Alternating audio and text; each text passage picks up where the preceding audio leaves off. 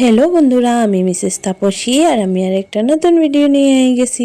আশা করি আপনারা সবাই খুব ভালো আছেন। লাইক, কমেন্ট, শেয়ার আর সাবস্ক্রাইব করিয়া আপনারা সবাই আমার পাশে থাকবা।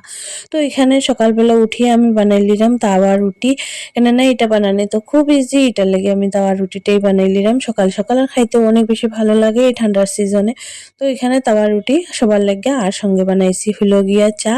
সবাইরে চাটা বানাইয়া সাইরা দিয়া দিছিলাম। তারপরে দিকে এখানে তারা মা মেয়ে বইছে খাইতে, যদিও ভাইগনি খাইতো না, মানে মেয়ে খাইতো না, শুধু মাই খাইবো।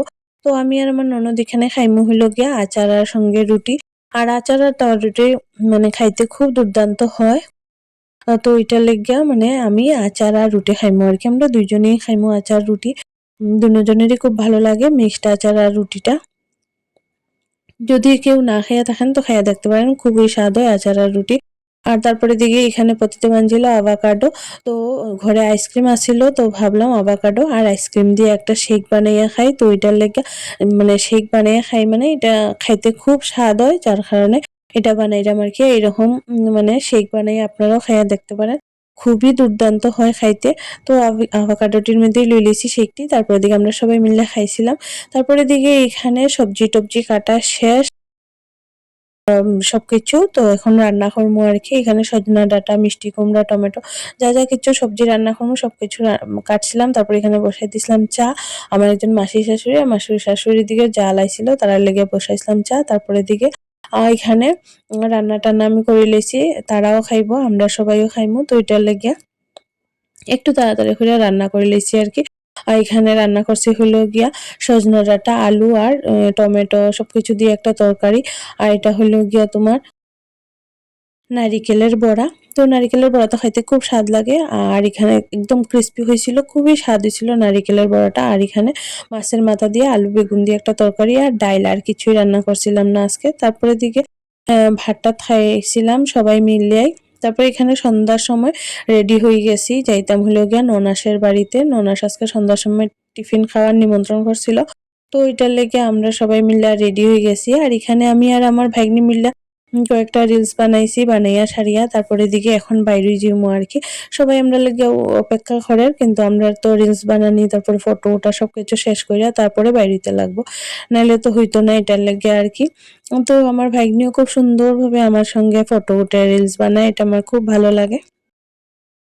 তো আমরা দুজনে খুবই সুন্দর লাগে দেখতে, আমরা দুজন খুব সুন্দর করে সাজছি, একদম দুজনে খুব কিউট কিউট লাগে। যদিও আমার ভাগ্নিরে বেশি কিউট লাগে। তো তারপরে দিকে এই যে আমরা বাইরে গেছি।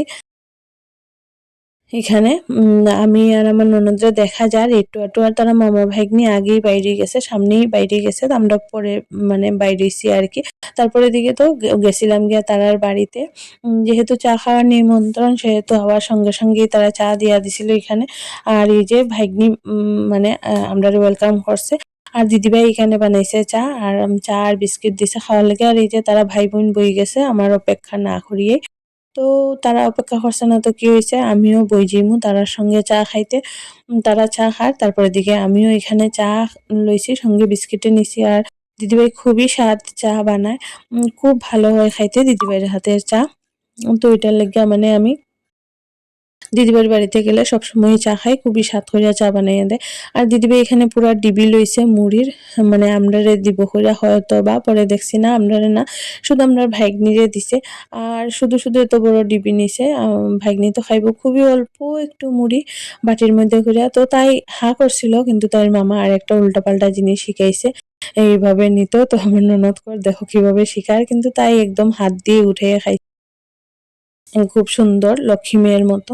তারপরে দিকে এখানে আরো অনেক কিছু অর্ডার দিয়ে আনছিল দিদিভাই আর ঝিলম, মানে তো তারা আনছিল গিয়া এখানে বার্গার, তারপরে দিকে ধোসা, সাম্বার, আর হইলো গিয়া গাজরের হালুয়া আর মিষ্টি। গাজরের সবকিছু আইটেমও খুব স্বাদ আছিল, কিন্তু তার মধ্যে গাজরের হালুয়াটা খুবই স্বাদ আছিল। মানে আমার ভাগ্নি বানাইছে আর কি, ঝিলম বানাইছে, খুবই স্বাদ হয়েছিল গাজরের হালুয়াটা। আর সবকিছু আমরা খুব সুন্দর মতো গল্প টল্প করিয়া খুব স্বাদ করিয়া খাইছি। আর তারপরে দিকে তোমার বাড়িতে যেতাম করিয়া তাই মামা তাই যে ব্যাগের মধ্যে ঢুকাইছে, তাই ওই জিনিসটা খুব এনজয় করে ব্যাগের মধ্যে ঢুকিয়া খুব হাসে। মানে খুবই খুশি হয়েছে, তাই ফেস দেখলেই বোঝা যায়। তারপরে দিকে বাড়িতে গেছিলাম। আজকের ভিডিও এখানে শেষ করলাম, টাটা।